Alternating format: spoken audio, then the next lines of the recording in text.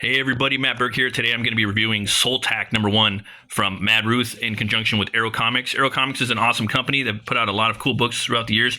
I had Mad Ruth on my show a while back. If you want to go check the Open the Gates episode with him, we do some dives into the world of Soltac, and yeah, man, he pretty much put all the cool things about sci-fi, the sci-fi genre into one IP. And I was just curious on how he was going to pull it off, man.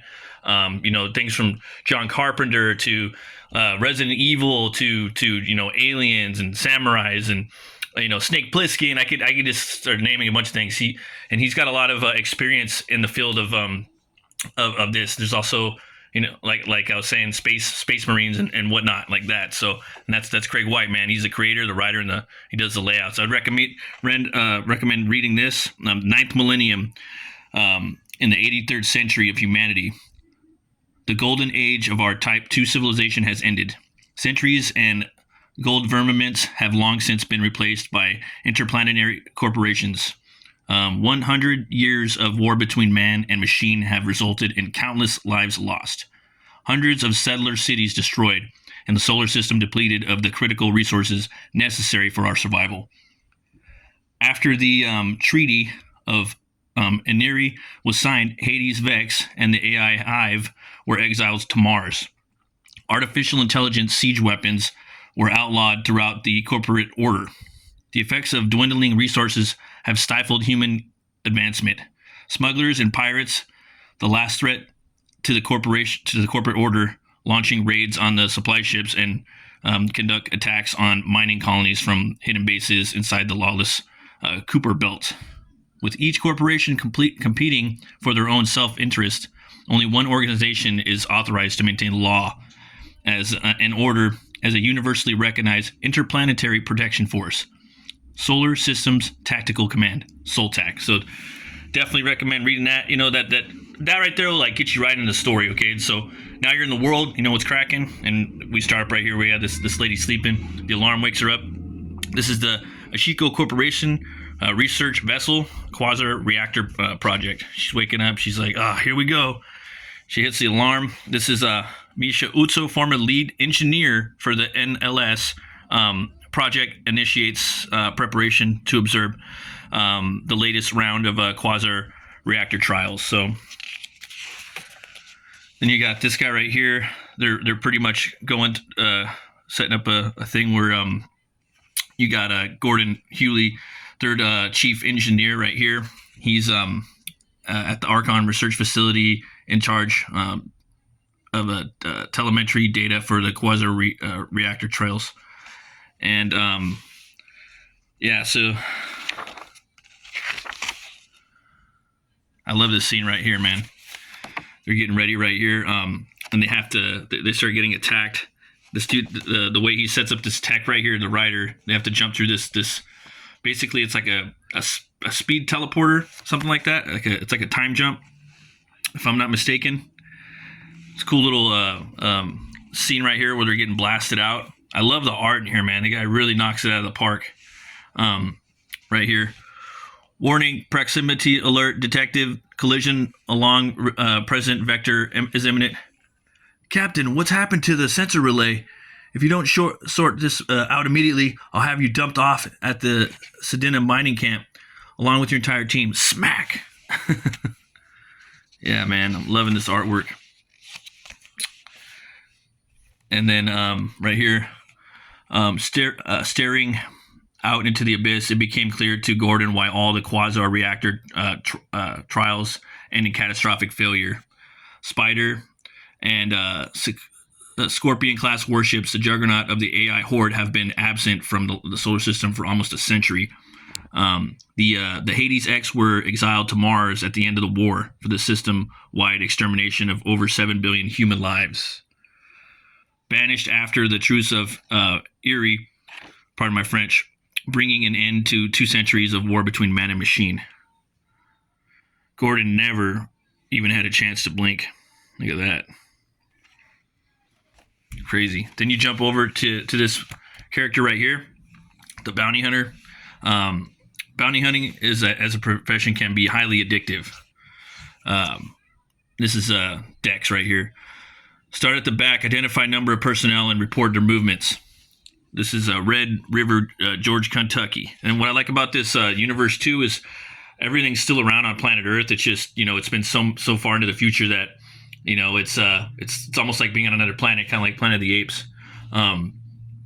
But you get to, usually with like the sci-fi genre, it's set in different solar systems and things like that. What I liked about with Soltac is that he grounds it in, just a distant future, and there's a lot of things going on, and then what he's incorporating AI, there's little nods to like Terminator and like I was saying, Resident Evil.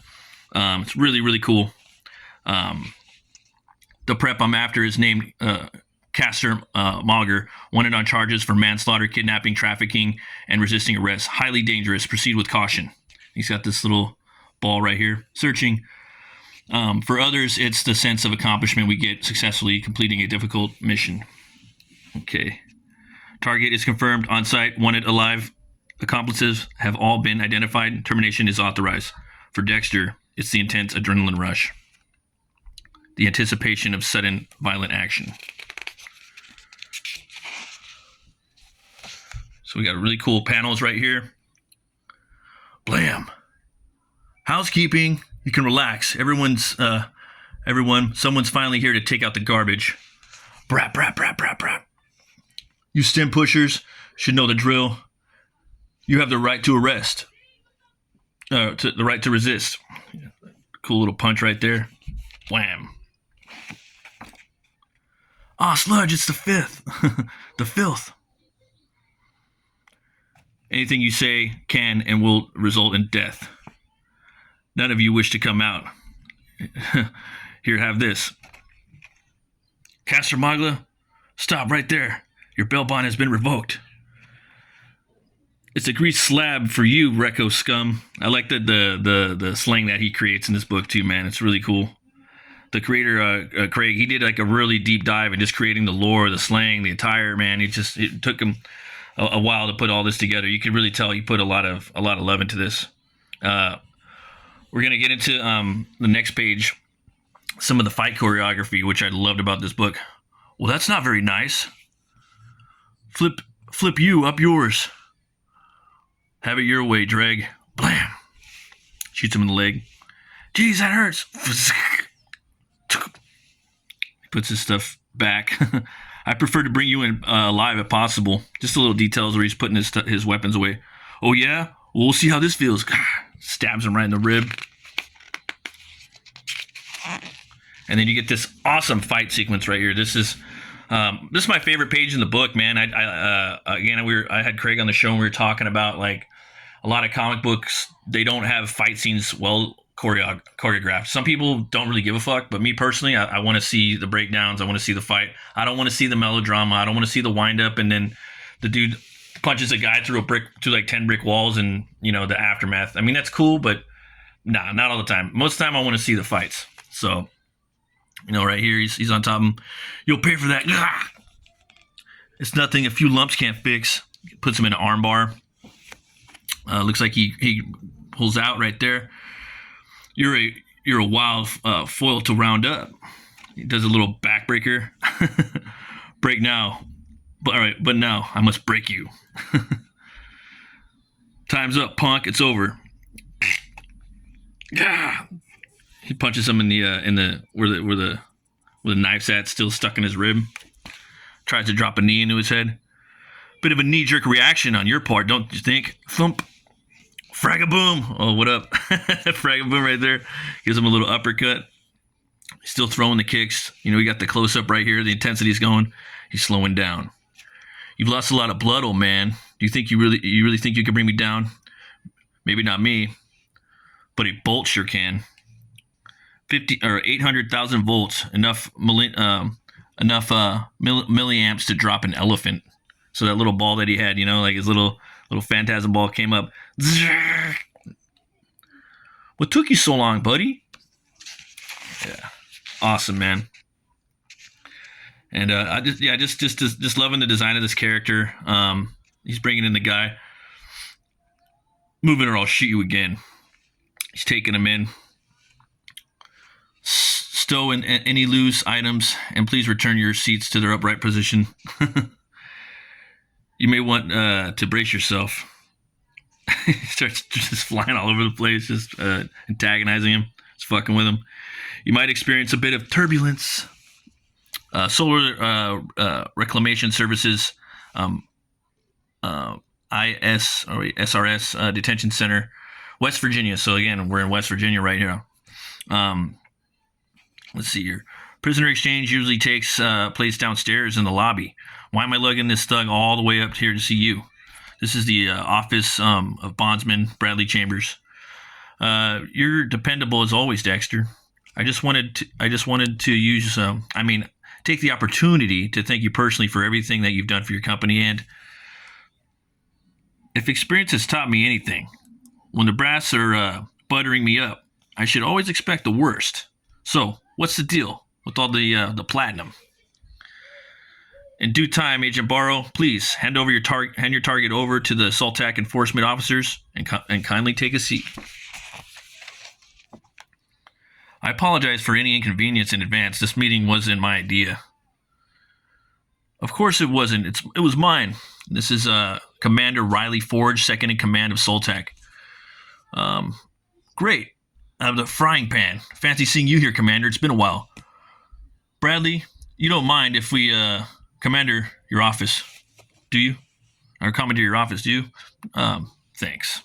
So basically, he tells him, man, he needs him. He needs him for another mission. So this badass bounty hunter, he's gonna have to come out of retirement for the most part, or at least a job that he's digging, having a lot of fun with, and he's gonna have to strap up and get back, get the haircut, and now he's gonna have to go back and go on a new mission. And it's pretty cool. I like the wardrobe change. This guy, the next part of the book, it takes him through this rigorous training right here. I thought it was really awesome. So right here, hi. Here's the requisition for my standard equipment allotment. What the hell am I doing here? I never imagined myself I'd find myself wearing fatigues again. At least not in this lifetime. Oh. Why is Soltac wasting resources evaluating that ancient fossil? You mean you don't know who that is? That's Sergeant Major Dexter Barrow. The Merchant of Death. Whoa. Are you telling me that old bag of bones is the Butcher of Baltimore? Yep, that's the legend himself. Recruit Barrow, do you have any questions before we begin? And yeah, I like this retraining, man. I thought this was just a really cool thing in the story. Yeah, do they know what they call someone who graduates last of the medical school? A selection evaluator. I'm way too old to be doing this. You're making excellent progress so far. I'd rather have my feet back on the solid ground. Hey, recruit. You're not expected to shoot back at them. Yeah, well, I'll decide. He's got a cool little armbar right there. It's okay, that's fine. Just tap out. He's just tapping. Cool little training sequence, man. Just little stuff like that. Again, the artwork is just killer in the book. He's dumping some rounds right there. He's an excellent marksman. All of his he passes all the trials. Everything's going good with that. And they sent him on a mission to go back and meet up with his old buddy. And yeah, I'm gonna leave it right there. And then definitely gonna be reviewing the next few issues. We got some stuff right here from Arrow Comics. Other books right here. Starfetched. This is gonna be coming out. Shadowpunk. I got that book too. I can't wait to do a review on that. Yeah, and then they're picking up some other books too that are out. You guys come check out Arrow 4.0. A Triumph return to publishing. So, and yeah, they're just doing a lot of really good things over there at Arrow. If you guys could check them out. Fucking love this book. This is only the first issue, Soltac issue 1. I highly recommend it. Two Horns Way Up. Thanks for watching, folks. Always remember to be bold, be brave, and roll the bones to know your role. Stay metal, guys.